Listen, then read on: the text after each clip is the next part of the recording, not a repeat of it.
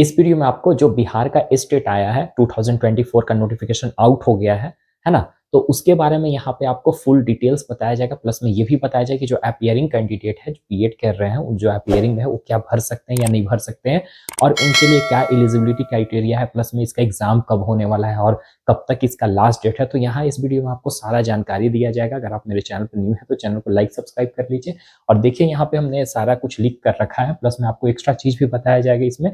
और BSS state भी इससे पहले आया था, उसका भी मैं वीडियो बनाकर अपलोड किया हूँ, देख लीजिएगा। जैसे कि आप देख रहे हैं कि ये 24 का नोटिफिकेशन आ गया है स्टेट, और हालांकि 2023 में भी स्टेट हुए हैं, 2 बार हुए हैं लगभग।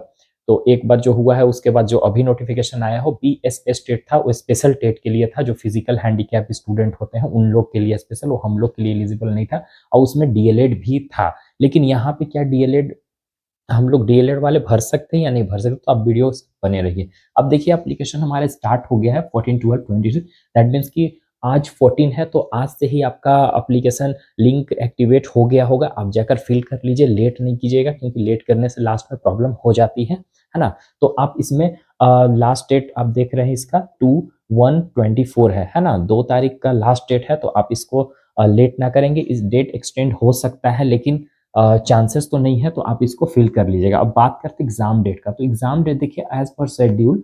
शेड्यूल कहने का मतलब ये चीज कि एक शेड्यूल देखकर सेट किया जाएगा, लेकिन आप ये मान लीजिए कि आपका अगर जनवरी में लास्ट डेट है, तो जनवरी में ही, जनवरी या फरवरी का फर्स्ट वीक में आपका एग्जाम डेट आ जाएगा 100%।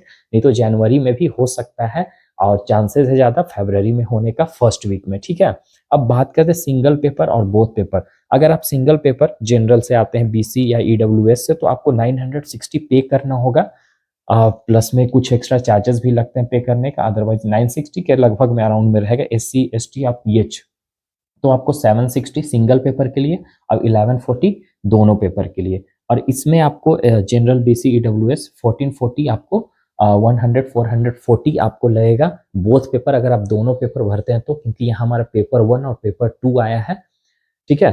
तो दोनों के लिए आप एलिजिबल है। अब हम आपको यहाँ पे एलिजिबिलिटी क्राइटेरिया बता दे रहे हैं कि एक्चुअल में कौन कैंडिडेट यहाँ पे भर सकते हैं बीएड। हम बात करते हैं एलिजिबिलिटी क्राइटेरिया की, कि आपने कौन सा, आप अगर बीएड किए हैं, डीएड किए हैं या एमएड किए हैं, तो आप भर सकते हैं या नहीं भर सकते हैं। देखिए पहली बात तो ये कि डीएलएड के लिए सिर्फ स्पेशल टेट के लिए आया था, जो कि बीएसएस टेट था, उसमें देखिएगा डबल एस लगा हुआ होगा, इसका मतलब कि स्पेशल टेट था वो एक्चुअली में। जो ऐसे स्टूडेंट जो हैंडीकैप स्टूडेंट होते थे उनके लिए बेसिकली था, तो उनके लिए वहाँ 1 to 5 और 6 to 8 के लिए था, तो उसमें डीएलएड का रिक्वायरमेंट था। लेकिन यहाँ पे डीएलएड नहीं है, क्योंकि यहाँ पे आपका पेपर 1 और पेपर 2 10+2 के लिए है, और प्लस में 10 के लिए है, ठीक है। तो यहाँ पे आपको पेपर 1 के लिए आपको 10 ग्रेजुएशन पास होना चाहिए, जो भी आपका सब्जेक्ट है, ठीक है, और प्लस में बीएड पास होना चाहिए। ये 2 चीज रिक्वायरमेंट है। इसके अलावा आपने एक्स्ट्रा कर रखा है तो कोई दिक्कत नहीं है, आप भर सकते हैं, लेकिन मिनिमम रिक्वायरमेंट आप ग्रेजुएशन प्लस बीएड ये होना चाहिए, तभी आप फॉर्म को फिलअप कर सकते हैं।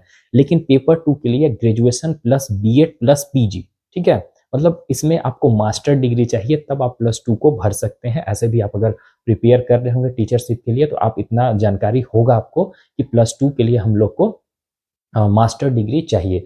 तो मास्टर डिग्री, और रही बात बीएलएड किए हैं, कोई भी इंटीग्रेटेड कोर्स किए हैं, बीएलएड हो गया, तो ये सब से भी आप फिल कर सकते हैं। लेकिन यहाँ पे डीएलएड वाले को अलाउ नहीं किया गया है। और रही बात कि जो स्टूडेंट अपीयरिंग में है, जिनका सेमेस्टर 1 चल रहा है, वो फिलअप नहीं कर सकते। सेमेस्टर 2 आपने दे दिया है, तब आप क्या कर सकते हो, फॉर्म को फिलअप कर सकते हो। या ईयर वाइज है आपका, तो फर्स्ट ईयर का एग्जाम हो गया है, दैट मीन्स कि आप अपीयरिंग में सेकेंड ईयर में चले गए हो, तो आपको अपीयरिंग माना जाएगा। अगर आप 22 या 24 सेशन है, तो आप इस फॉर्म को फिलअप कर सकते हो, ठीक है।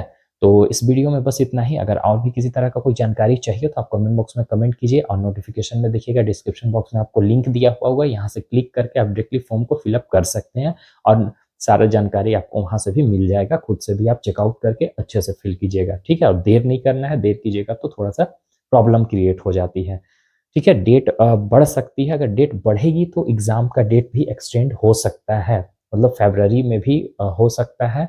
अदरवाइज फरवरी के मतलब फरवरी में आपका एग्जाम हो जाएगा, इतना आप निश्चिंत रहिए, तो तैयारी में लग जाइए। Okay, thank you, have a good day.